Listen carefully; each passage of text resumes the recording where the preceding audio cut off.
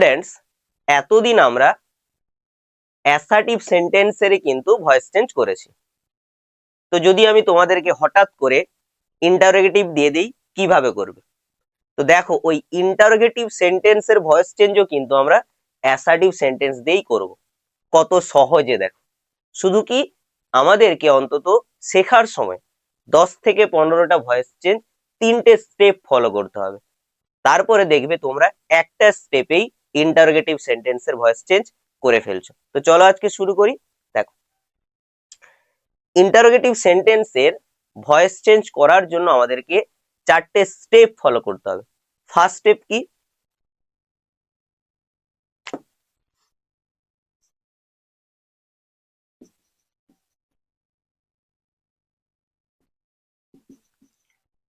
না, যেই ইন্টারোগেটিভ সেন্টেন্সটা দেওয়া থাকবে সেটা অ্যাক্টিভ না প্যাসিভ আমার জানার দরকার নেই। আমি ফার্স্ট স্টেপ কি করব?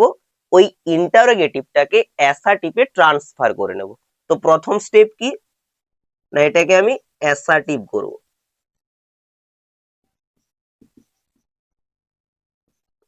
হলো। এবার এই যে অ্যাসার্টিভে আমি চলে এলাম, এবার ওটার ভয়েস চেঞ্জ করব। আবার বলছি যে ভয়েস চেঞ্জ মানে শুধু অ্যাক্টিভ থেকে প্যাসিভ বা শুধু প্যাসিভ থেকে অ্যাক্টিভ নয়। অ্যাক্টিভ থেকে প্যাসিভ হতে পারে, প্যাসিভ থেকে অ্যাক্টিভ হতে পারে। এক কথায় কি না, ভয়েস চেঞ্জ করব।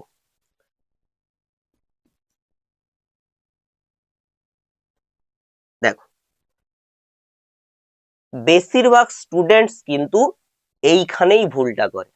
এই যে ভয়েস চেঞ্জ হয়ে গেছে না, তারা ভাবলে এখানেই কমপ্লিট। তা কি সত্যি এটা এখানেই কমপ্লিট? না, তোমাকে ভয়েস চেঞ্জ দিয়েছিল কার? এই ভদ্রলোকের, যাকে আমি ভদ্রলোক বলেছি। কেন বলতো? কারণ এই চিহ্নটার বা এই সাইনটার কিন্তু গুরুত্ব খুব বেশি। তো দেখো, ইন্টারোগেটিভ থেকে অ্যাসার্টিভ করেছো, এটার ভয়েস চেঞ্জ করেছো। তাহলে এই যে ভয়েস চেঞ্জটা হবে, এটা কার হবে? অ্যাসার্টিভ না ইন্টারোগেটিভ? কার হবে? না অ্যাসার্টিভের। কিন্তু তোমাকে কার ভয়েস চেঞ্জ দিয়েছিল? ইন্টারোগেটিভের। তাহলে পুনরায় এটাকে আবার কি করতে হবে না, ইন্টারোগেটিভে আবার ট্রান্সফার করতে হবে। তাহলে স্টেপ গুলো বোঝা গেল না? প্রথমে ইন্টারোগেটিভ থেকে অ্যাসার্টিভ করব, অ্যাসার্টিভ থেকে তার ভয়েস চেঞ্জ করব, ওই ভয়েস চেঞ্জটাকে পুনরায় আবার ইন্টারোগেটিভে ট্রান্সফার করব। তোমরা বলবে কেন স্যার? কারণ কি বলতো? মনে করো আমি ভয়েস চেঞ্জের জেনারেল রুলসে বলেছিলাম যে ভয়েস চেঞ্জের সময় সাইনের পরিবর্তন হয় না। স্টপ থাকলে স্টপ হবে, নোট অফ ইন্টারোগেশন থাকলে নোট অফ ইন্টারোগেশন হবে। তো চলো একটা এক্সাম্পল দিই। আশা করছি এক্সাম্পলটা করার পর তোমাদের একটু ডাউট থাকবে না। চলো তাহলে দেখো, আমি একটা এক্সাম্পল নিলাম। Is he writing a letter? হলো। আমি কি বলেছি? ফার্স্ট স্টেপ অ্যাক্টিভ না প্যাসিভ জানার দরকার নেই। ফার্স্ট স্টেপ ইন্টারোগেটিভটাকে আমি অ্যাসার্টিভ করব। তো এটা অ্যাসার্টিভ করলে কি হবে? একদম জলের মতো সোজা। দেখো, এই যে ইন্টারোগেটিভ সেন্টেন্সটা, এটা কোনো না কোনো অ্যাসার্টিভ থেকেই তো এসেছে। তাহলে যদি সেই অ্যাসার্টিভ সেন্টেন্সে না অক্সিলারি ভার্ব থাকতো, তাহলে কি আমরা ইন্টারোগেটিভটা অক্সিলারি দিয়ে শুরু করতাম? নিশ্চয়ই করতাম না। তাহলে অক্সিলারি ভার্ব দিয়ে শুরু মানে অ্যাসার্টিভটাতে অক্সিলারি ভার্ব থাকবে। তো তার স্ট্রাকচার কেমন হয় না, শুধু এই অক্সিলারি ভার্ব আর সাবজেক্টের পজিশনটা চেঞ্জ করে দেবো, তাই না? হ্যাঁ, কি করব? তাহলে হি ইজ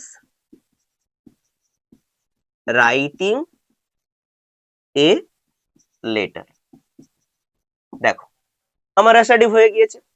এবার এটার ভয়েস চেঞ্জ করব। এখন আমাকে কিন্তু চিন্তা হবে এটা অ্যাক্টিভ না প্যাসিভ।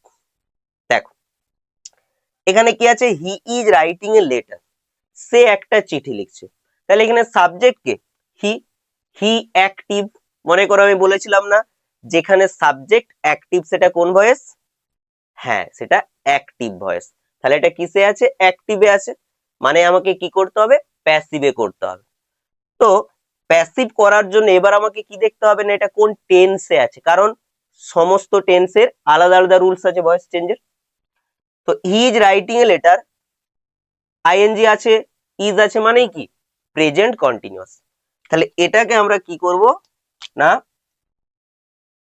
প্রেজেন্ট কন্টিনিউয়াস টেন্সের প্যাসিভ ভয়েসে চেঞ্জ করব। তো কি হবে, তাহলে a letter is being written by me. হয়ে গেল আমার ভয়েস চেঞ্জ। এবার আমাকে বলো ভয়েস চেঞ্জ কমপ্লিট? না, এখনো কমপ্লিট হয়নি, কারণ তোমাকে কোথায় আসতে হবে, এই জায়গাতে আসতে হবে, কিন্তু এখনো তুমি কোথায় আছো, অ্যাসার্টিভেই আছো। তাহলে পুনরায় এই সেন্টেন্সটাকে আমাকে কি করতে হবে, ইন্টারোগেটিভে ট্রান্সফার করতে হবে। ইন্টারোগেটিভ কি হবে, একদম জলের মতো সোজা, অক্সিলারি ভার্ব আছে মানে কি ওটাকে আগে নিয়ে চলে আসবো, বাকি হাতের লেখা। তাহলে is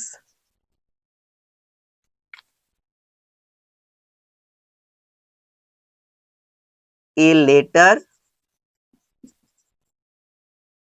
being written by him, sorry এখানটায় হিম হবে।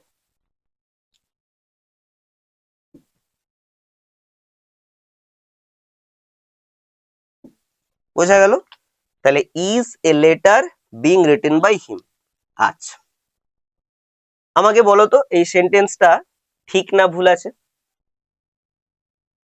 হ্যাঁ, একদম ঠিক বলেছো, ভুল আছে। কেন বলো তো, এখানে এই ভদ্রলোক দিতে হবে নোট অফ ইন্টারোগেশন, এটাই কিন্তু সব থেকে বড় ফ্যাক্টর।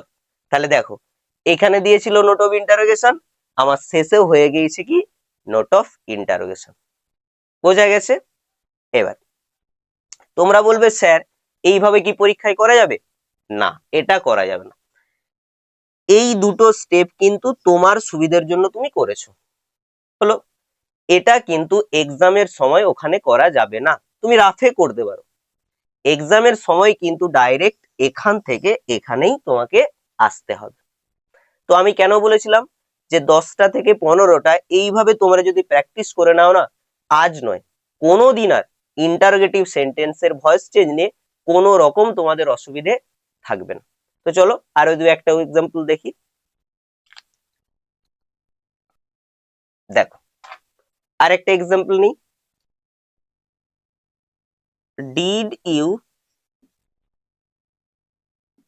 নো রাম? হয়েছে? তাহলে অ্যাক্টিভ প্যাসিভ আমার কিচ্ছু জানার দরকার নেই, আমি কি করব অ্যাসার্টিভ করে দেবো। কি হবে অ্যাসার্টিভ করলে, না ইউ নিউ রাম। আচ্ছা আচ্ছা, তোমরা আমাকে বলো তো যে ইউ নিউ রাম এটা কিভাবে হলো, সবাই বুঝতে পেরেছো তো? দেখো যেমন অ্যাক্টিভ থেকে প্যাসিভের সময় টেন্স জানাটা জরুরি, কারণ প্রত্যেকটা টেন্সের তোমরা নিজেরাই দেখেছো প্যাসিভ ভয়েসের রুল আলাদা আলাদা। তেমন এখানে কিন্তু জরুরি কোনটা, না ইন্টারোগেটিভ থেকে অ্যাসার্টিভ বা অ্যাসার্টিভ থেকে ইন্টারোগেটিভে ট্রান্সফার করাটা। তো যদি তোমাদের এই জায়গাটা ক্লিয়ার না হয় বা না থাকে, আমার কিন্তু এর ওপরও ইন্টারোগেটিভ থেকে অ্যাসার্টিভ বা অ্যাসার্টিভ থেকে ইন্টারোগেটিভ ডেডিকেটেড কিন্তু ভিডিও বানানো আছে, তোমরা প্লে লিস্টে গিয়ে দেখে নেবে, কেমন? চলো তাহলে did you know Ram, assertive করলাম ইউ নিউ রাম। এবার এটার ভয়েস চেঞ্জ করব। দেখো খালি চোখে দেখা যাচ্ছে এটা অ্যাক্টিভে আছে, তো এটার ভয়েস চেঞ্জ করলে কি হবে, না Ram was known to you, হলো, ভয়েস হয়ে গেল। এবার এটাকে আবার পুনরায় কি করতে হবে আমাকে, ইন্টারোগেটিভ। তো ইন্টারোগেটিভ করে নাও, কি হবে, was Ram known to you, note of interrogation, হলো। এবার এই যে মাঝখানে দুটো স্টেপ, এই দুটো স্টেপ কিন্তু তোমরা কখনোই পরীক্ষার খাতাতে করবে না, তুমি রাফে করতে পারো, কিন্তু ফাইনাল অ্যান্সারে কিন্তু তোমাকে এইখান থেকে এখানে আসতে হবে। এই মাঝখানের 2 নম্বর এবং 3 নম্বর স্টেপ কিন্তু তোমাকে করা যাবে না। এই যে 4টা স্টেপ না, বেশি নয়, এটা তোমরা 10টা মতো প্র্যাকটিস করে নাও, দেখবে আর কোনো রকম সমস্যা থাকবে না। হ্যাঁ, তো আজকে কি শিখে গেলাম? ইন্টারোগেটিভে ভয়েস চেঞ্জ শিখলাম। আমি আর আরেকটা এক্সাম্পল দেবো, হয়েছে? তাহলেই তোমাদের দেখবে একদম আইডিয়া ক্লিয়ার হয়ে যাবে। দেখো,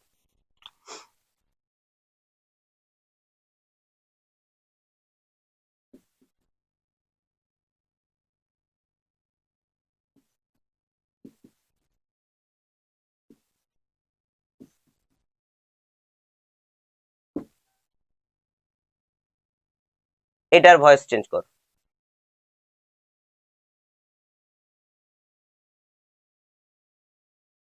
ঠিক আছে, দেখো, has a bird been killed by them. কিচ্ছু ভাবতে হবে না, বেশি ভাবলে তোমাদের মাথা খারাপ হয়ে যাবে। সহজ ভাবে নাও, শুধু যা আছে ওটাকে অ্যাসার্টিভ আগে ট্রান্সফার করে নাও। তারপর কি হচ্ছে দেখো, তাহলে ট্রান্সফার করলে কি হবে? A bird has been killed by them, আমার অ্যাসার্টিভ হয়ে গেল। এবার দেখো, এবার বলেছি এই সেন্টেন্সটার আমাকে প্যাসিভ করতে হবে। তো তার জন্য আমি বারবার বলছি, আগে চেনো অ্যাক্টিভ না প্যাসিভ। দেখো, a bird has been killed by them, আমরা অলরেডি প্যাসিভ ভয়েস চেনা শিখে গিয়েছি। তো দেখো, বিন আছে, কিল্ড আছে, কোন ভয়েসে আছে? প্যাসিভ ভয়েসে। কোন টেন্সের প্যাসিভ ভয়েস?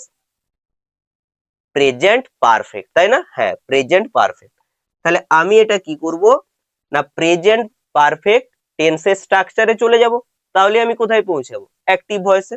তো কি হবে না, দেমটা হয়ে গেল সাবজেক্ট, দে হ্যাভ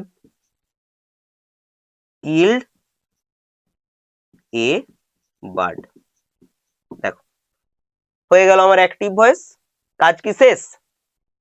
না, এখনো একটা বড় কাজ বাকি আছে। কি বলতো? এটাকে ইন্টারোগেটিভ করা। হ্যাঁ, তাহলে ইন্টারোগেটিভ করব কি হবে? শুধু অক্সিলারি ভার্ব আগে নিয়ে হাতের লেখা, তাহলে have they killed the bird.